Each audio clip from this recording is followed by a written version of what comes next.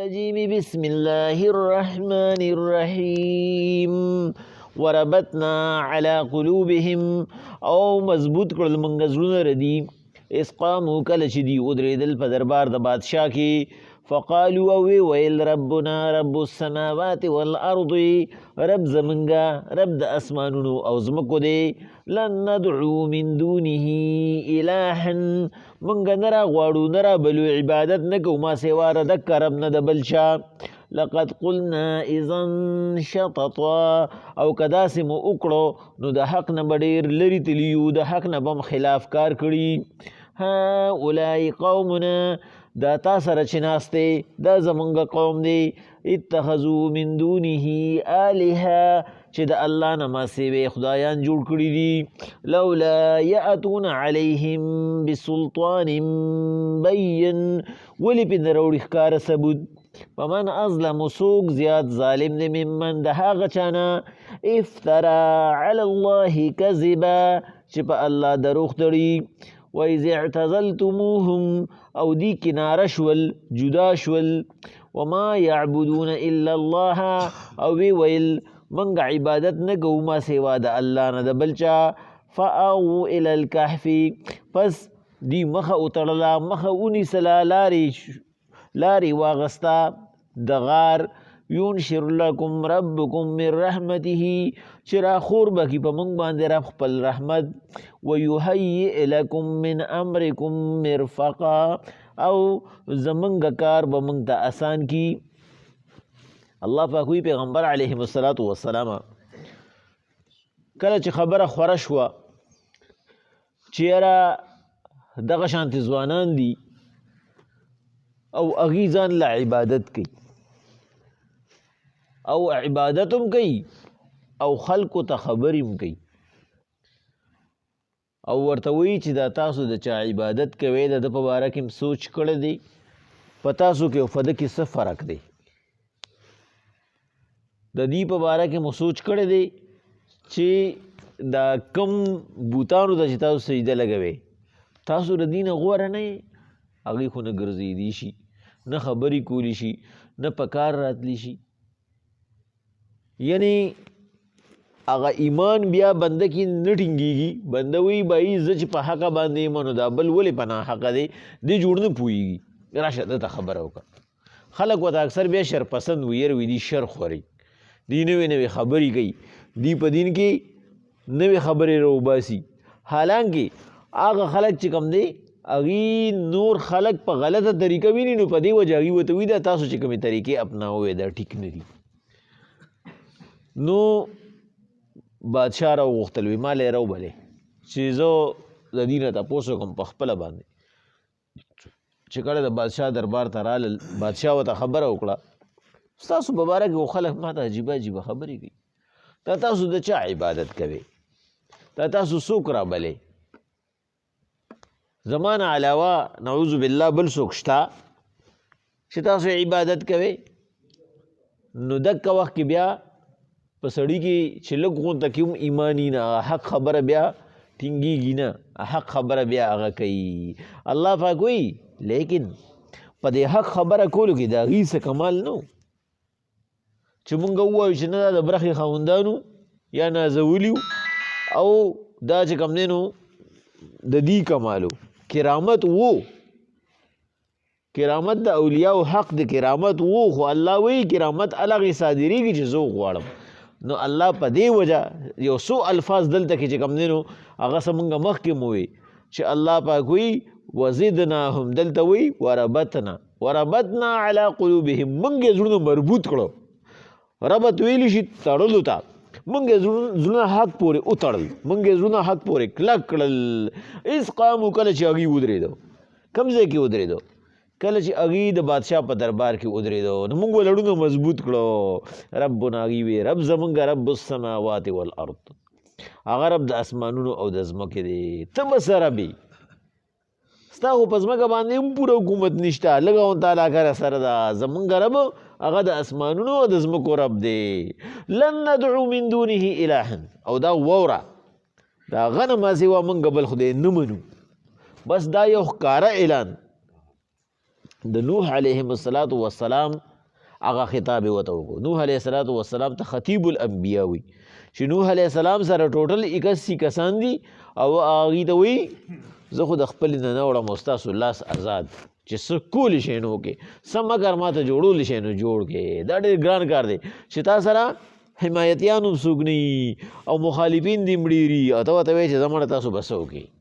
زه په حق یم او د حق ملګري هغه الله وي، بس ما سره الله شته. الله وی دک شانتی دیم بادشاہ ته وی ځکه چې دی وی مرګ خو هم راغلی دی. نو په ځای د دې چې موږ د بې غیرتۍ په مرګ باندې مرو، نو چې د غیرت په مرګ باندې د الله په دین باندې دلته غیرت وکړو. ځکه چې پیغمبر صلی الله علیه وسلم وی د ټولو نه کامل مسلمان او کامل بنده هغه دی چې هغه د ظالم بادشاہ په مخ کې حق وي، حق کلمه وي. نو دا هغه حق کلمه ویلو چې دی ورته وی چې لن ندعو من دونه الها، بس ته به وله وشلوله نور به ورته مړه څه وایو، خو بس دا د یو الله نه ما سوا واړو موږ بل څوک منو نه. او لقد قلنا او کچرې موږ دا اووی مثلتو مثلا که داسې وخت راغی چې موږ اووی چې بل خدای شته، نو اذن دغه وخت کې به شططا موږ د حق خلاف خبره کوو، دا به زمونږ خلافي، دا به موږ د حق نه لرې تللي یو. چېرته حقیقت دا دی چې خدای یو دی. هؤلاء قوم اتخذوا من دونه آلهة، او دا تا سره چې درباریان کم ناست دي چې په دې کې د دې پلارانو مو، دا هغه خلق دی چې د الله نه ما سوی خدایان جوړ کړي دي. لولا یأتون علیهم بسلطان بین، ولې بې ښکاره ثبوت راوړه؟ موږ ورته ښکاره ثبوت پیش کوو. بایي اسمان د تخولی شو، ځمکه د تخولی شو، کائنات د تخولی شو، نو ستا په دې خدای باندې دیم سے ته ثبوت راوړي که نه، یا د دې بوتانو په دې مشرۍ باندې دیم ثبوت راوړي، ولې دې سره ښکاره ثبوت نشته.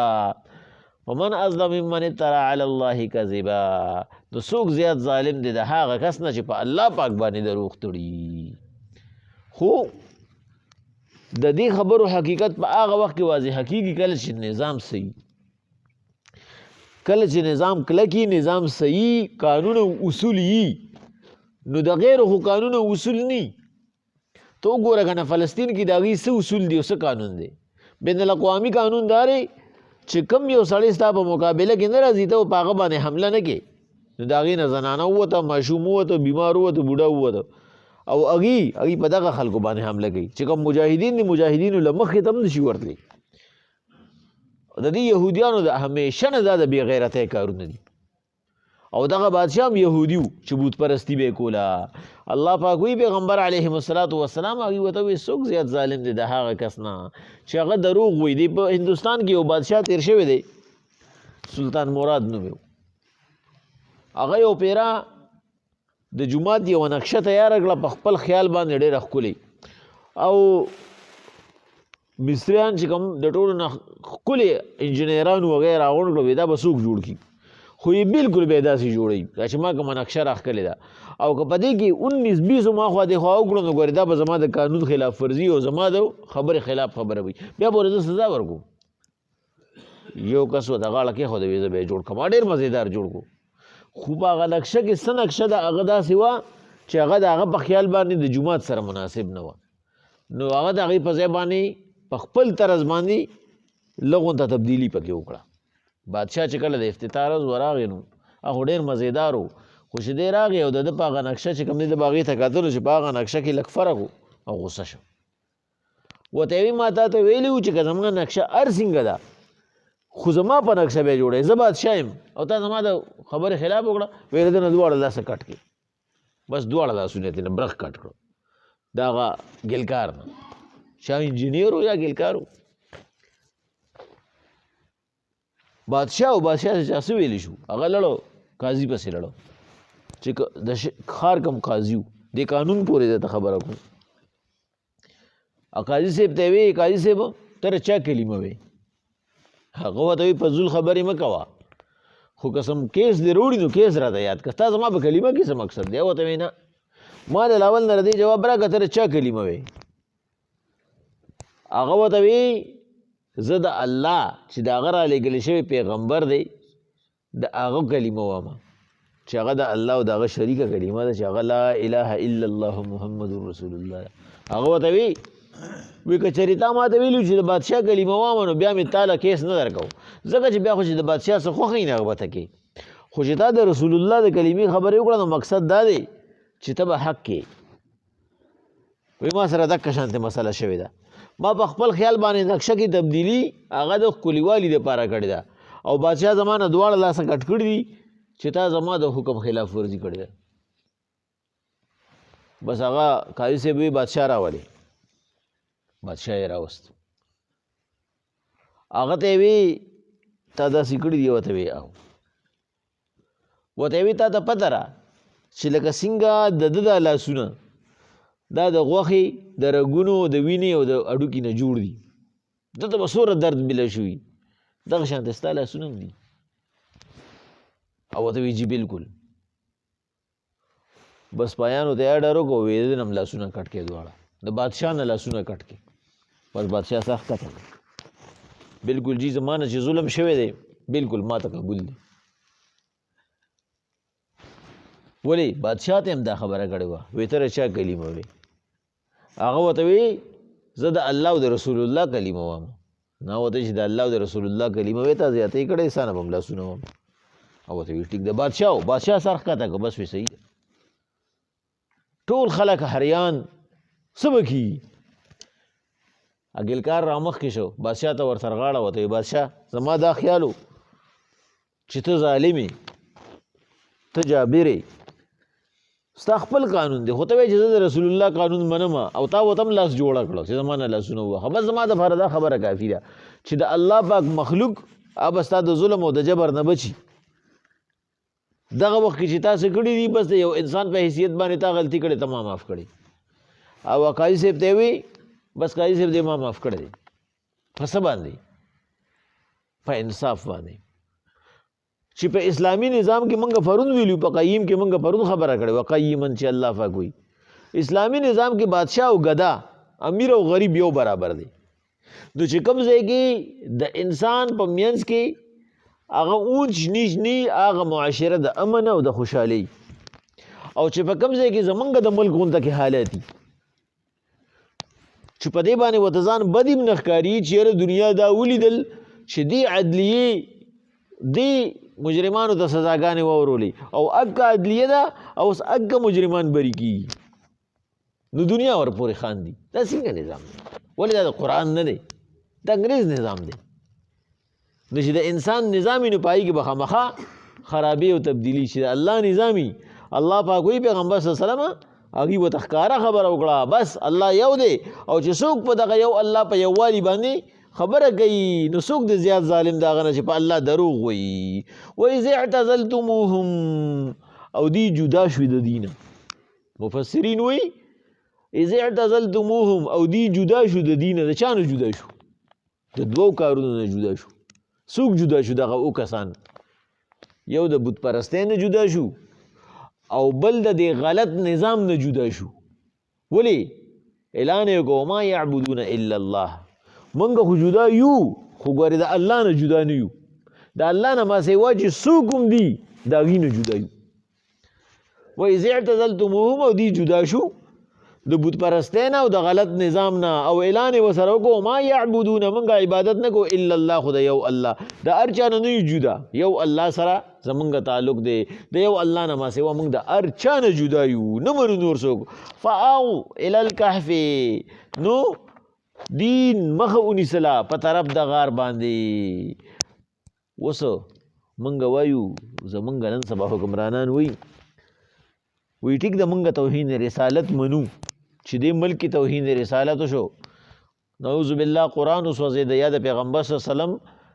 په ذات کې خبرې وشوې خو که چېرې موږ دې سره تعلق ختمو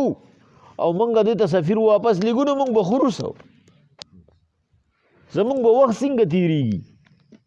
زمونږ دا نوجوانان به دغه ملکونو ته بیا به ورته ویزې نه میلاویږي نو چې ویزې نه میلاویږي نو بیا به ملک ترقي نه کوي او هغوی څه کوي هغوی غار ته ځي په غار کې سي هلته خو نه خوراکي نه جامې نه جوړی نه اسایشي خو د الله د وحدانیت دپاره هغوی غار ته ځي الله پاک وایي او عقیدې څه ده ینشر لکم ربکم من رحمته په موږ باندې براخور کی زمونږ رب رحمت خپلو بس زمونږ چې څه ضروریات دي الله باقي موږ له دلته راګولی شي هلته به راګولی شي که دا رب دلته کېدی نو دا رب هلته په غار کې هم دی نو ینشر لکم په موږ به هغه راخور کی په موږ باندې به هغه راووري چې رب زمونږ د من رحمته د خپل رحمت نه او هغه رحمت په الله راوورو په څه طریقې راوورو الله پاک 309 سال هغې په آرام سره اوده کړو نه د خوراک ضرورت نه د څښاک ضرورت نه بیماری نه درد نه تکلیف نه مصیبت په خوش بیابان په خوش ځنګل په خوش غار کې غار او هلته کې یو درندم نه هیڅ هم نه ولې هغې د الله پاک نه تمه څه وساتله الله وایي انسان چې زما نه څه تمه کوي زه هغه شانتې یم که الله وایي که انسان وایي الله هغه مالدار دی زه مالدار یم او که چې وایي الله غریب دی بس غریب یم د هغه د نیته پورې یم هغه چې څنګه زما نه نیت وساته زما نه څنګه توقع وکړه زه هغه سره هم هغه شانتې کوم الله پاک وایي هغې زما نه ښه توقع وکړه خدای پاکه په دې غار کې د دې غار نه راته ښار جوړ کړي جوړ مې کوه یو معجزه یو کرامت مې دې نه صادر کو ویهیئ لکم من امرکم مرفقا او دا ارفاق دا چې کوم دی نو مونږه اکثر چې کوم دی نو وایو دا رفاقت په پښتو کې مونږ وایو په اردو کې رفاقت دوستۍ ته وایي الله پاک وایي ویهیئ لکم هغې ووایي او الله پاک برا کي مونږ ته من امرکم زمونږ په کار کې مرفقا خپل رفاقت خپل دوستی به را سره الله وکړي زمونږ دا کار به الله مونږ ته داسې اسان کړي لکه دوستانو ته چې اسانوي نو څومره ډېرې ورته اسان کو چې ومې هغې د تکلیفونو نه بچ کړو د مصیبتونو نه یې بچ کړو د بادشاه د ظلم زور نه یې بچ کړو الله پاک د هغې دین محفوظ کو او ومې هغه د دې دپاره یو ثبوت وګرځو چې د خلکو ذهن کې دا خبره راشي چې څوک د الله پاک په دین او په حق باندې ولاړي الله هغې سره ولاړي او د هغې په ذریعه باندې الله پاک د خپل یو حقیقت څیزو هغه معجزم ظاهري چې هغه بعث بعد الموت چې عقیده دا خوره شوې وه په هغه وخت کې چې انسان مړ شي ختم شي الله پاک هغې نه د پاسه 300 کاله پس را پاسولو نو هغې سره د خلکو عقیده پخه شوه چې وګوره دا دوره موده دي تېره کړه د هغې نه پس دي صحیح سلامت هم جسماني لحاظ سره را پاسېده دقه شانتې به په ورځ د قیامت باندې هم انسانان جسماني لحاظ سره را پاسي بسم الله الرحمن الرحیم